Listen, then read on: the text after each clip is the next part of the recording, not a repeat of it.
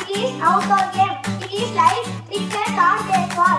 The game play with 2 wooden sticks.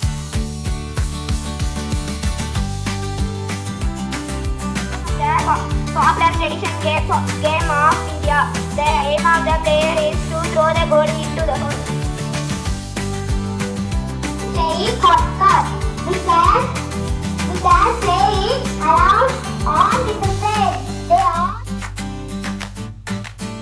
the name of the facility. It is cross and circle board game. It is originated in our India. It is described in Mahabharata. உற்சாகமா இருக்கிறதுனா என்ன காரணம் சொல்லுவாங்க? நம்மளோட பாரம்பரிய விளையாட்டு விளையாடும் போது நம்ம சந்தோஷமா விளையாடுறோம். கூட்டிட்டு என்ன பண்ணோம்?